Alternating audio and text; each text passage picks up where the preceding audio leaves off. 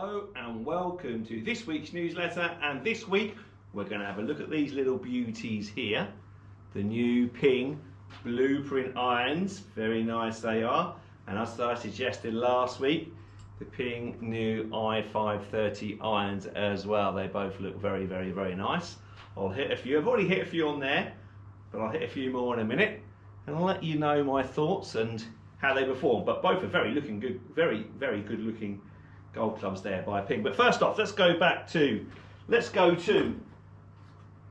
Galston Golf Club competition news, shall we, this week first of all? So we'll go back to last Wednesday's ladies foursomes competition, which was the Australian Spoons qualifier. The weather wasn't particularly very good, but well done Lee Denny and Vera Warnoff, who won with 33 points, beating 3 pairs into second on 31. Well done Lee and Vera. And then on Thursday we had the men's midweek Stapleford, where Stephen Hall won Division 1 with 39 points, beating Stuart Finch on countback, also with 39 points. In Division 2, Tony Jackson won with 40 points, beating Scott Watson, Lewis Moyes and Jack Moyes into second, third and fourth, all on 39 points. And in Division 3, Jerry Eagling won with 36 points, beating Mick Kenmore on countback, also with 36 points. On Sunday we had a roll-up Stapleford where Mark Seeley won with 39 points. Well done Mark, beating Alan Rash into second on 38 points. In my Pro Captain Challenge match last week, again me and H had a good game. We played alright again. We took on Steve Hurd and Ray Pope, and unfortunately we lost by 2 points again. It was all very close. Never more than sort of 2 points in it throughout the round. Ray and Steve were very steady, and me and H did alright. But it was my fault that we lost. Yeah, made a bit of a schoolboy error. All the way around, Steve Hurd's been struggling out of bunkers. So on the 17th, he hit another poor bunker shot. It managed to get out, and he goes, "Why can't I play out these bunkers?" So I said to him, just kindly, not even thinking about it, we were 2 points behind at the time. I said, "You've got to open the face up and use the bounce." Didn't think anything of it. Anyway, went down the last hole. I've hit a good drive. I've hit a good second shot, just short of the green, chipped up to a couple of inches, in for a 4 for 3 points. Lovely jubbly, that's 1 point back. Steve Hurd was in the green side bunker for 3. I'm thinking, oh, okay, he's not come out of a bunker well all day. And sure enough, he hits a fantastic bunker shot out to within 2 foot, holds the putt for a 5 for 3 points. They win by 2 points.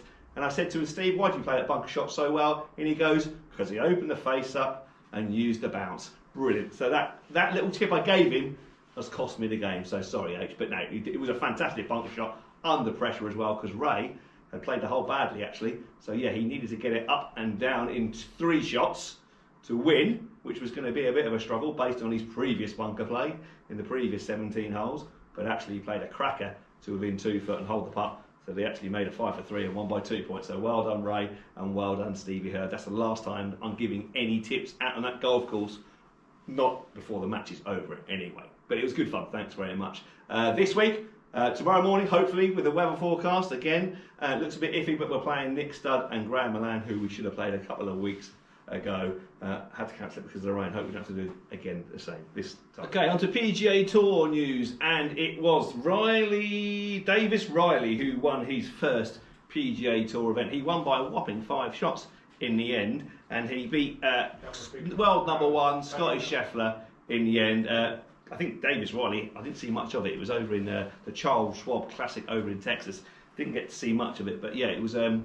I think he had a 5-shot lead or 4-shot lead going into the last round over Scotty Scheffler, and actually managed to increase that to win by 5 shots with Scotty Scheffler coming second. But it was all playing a little bit second fiddle to some very sad news, where Grayson Murray unfortunately pulled out the tournament on Friday afternoon after a not so bad round.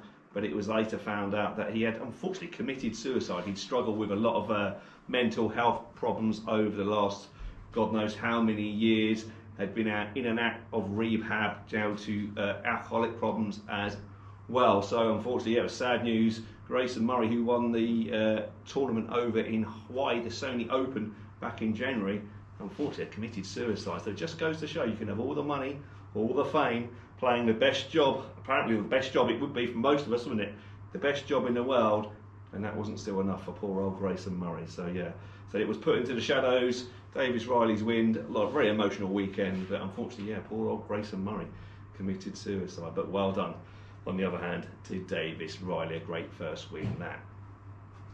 Right, on LPGA Tour news, well, there was no tournament this week, but it is the ladies, the Women's US Open coming up, starting on Thursday. Nelly called a red-hot favourite again, having won, I think, is it 7 at the last tournament she's played on, so she's on a better run. Done Scotty Sheffield, incredible golf from Nelly. US Open starts on Thursday. Who else is there to pick? Well, I suppose Hannah Green is another one who run Nelly Calder close last time, and Rose Zhang are probably the top 3 contenders. Charlie Hull and Georgia Hall have gone a bit quiet recently, unfortunately, but you never know in the Women's US Open. So yes, I'll be looking forward to that, watching the Women's US Open. On the European Tour last week, it was the Belgium, or the Soudal Open, held in Belgium, and it was Nacho Oliveira won for the second time in about 4 years. Again, he was very emotional about how he won that. And this week, the European Open goes to Hamburg in Germany. So European Tour, then European Open at Hamburg in Germany. Right, okay, let's now move on to these new Ping irons, and let's start with a Ping i530 iron. And what do Ping say about their new golf club? Well, it's got a forged face, so a nice soft steel on the face, so get a nice soft feeling off the face. A hollow body design. The hollow body design accentuates face bending that generates faster ball speeds and greatest distances. Optimised loft will help ensure max height with stopping power on the greens, and the smaller head is confidence inspiring. There's more grooves for more spin, and ultimately it's saying it has power with feel. Now it certainly looks very nice down at the ground, yeah, very good. It's a typical kind of bladey look-alike iron. That's not a blade because of all the technology inside the head, very much along the same lines as the Ping i525 or the very popular TaylorMade P790 or the P770s at that most, I would say. Well, let's hit a few. Let me find out and let's see how well it goes. Yeah, very nice looking golf club. Very strong lofted. That's what I noticed with all irons these days, especially the sort of game improvement irons, at how lofted they are. I mean, that almost looks like a 6.5 iron, almost a 5 iron in my set. So it's bound to go a little bit further than my irons, but let's see how we get on with it. Well, it was a nice swing, slight pull, but I'll hit a few more and we'll take a look at the results in a minute. So now we're going to move on to the Ping Blueprint, which is a beautiful forged club, very similar to the golf club that I play, the Callaway that I play. Yeah, it's a very small head, a very narrow top line. It looks very much a blade, although it has got a bit of a cavity there for forgiveness. What do they say? What do Ping say? We've got extensive testing with our top tour professionals, gleaned tremendous insights into the development of Blueprint S.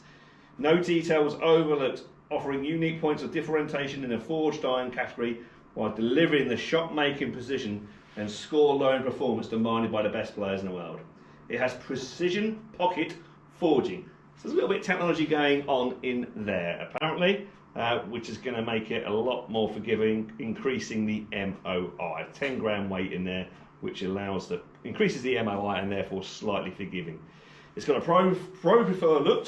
Yeah, it definitely looks like a pro's iron, that is for sure. It's got a machine face and net grooves, precision mill grooves, again for more spin, and a narrower sole, so Pings can be quite chunky on the bottom of their club, can't they? They've produced a narrower sole for that as well. So let me hit a few and let me see what this is like.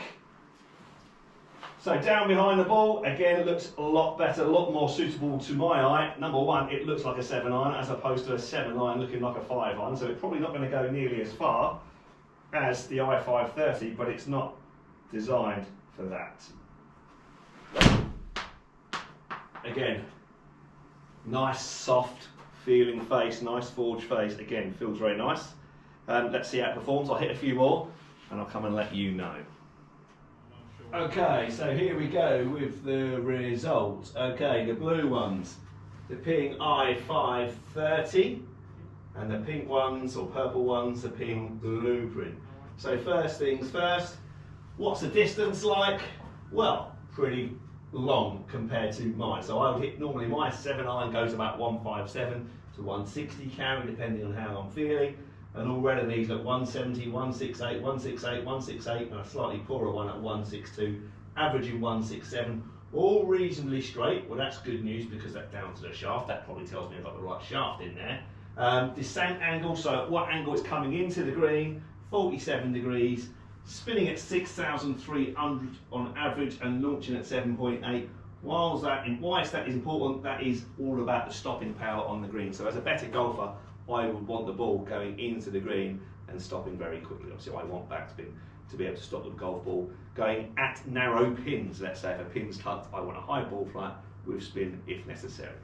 So, okay, but very good, very long, very forgiving, loved them. And let's go down to the ping blueprint. So again, distance, we would say, yeah, obviously gone back down a bit. It's now averaging 158 carry as opposed to 157 carry. That's to be expected, not quite as strong a loft on the ping blueprint. Again, reasonably accurate, so we can tell the irons were fitted pretty well. Descent angle, as we've stated, it's coming in at 47.7, so it's coming in from a slightly steeper descent angle, so it's going to stop quicker. It is certainly spinning more, over 1,000 revolutions more of backspin compared to the i530, 6.3, 7.3 for the blueprint, and it's launching a little bit higher, 18.6 degrees as opposed to 17.8 degrees. But interestingly enough, although it's launching higher with more spin and stopping quicker, it's not actually going as high as the i530, 97 average feet, 95 average feet for the ping blueprint. So yeah, as we probably would expect from our testing, is that the i530 are going further. The blueprint are not going quite as far, but they are launching slightly higher. They are spinning a little bit more, and they are stopping quicker once they hit the ground, which is what the better players want, because they don't need that kind of spring-like effect face that gives you the distance. Now the i530 are great if you want that bit of forgiveness, but you want that nice looking iron like a blade. The i530 is fantastic. Where does it fit and where does it compare to the P790? I think the TaylorMade P790 is slightly more trampoliny.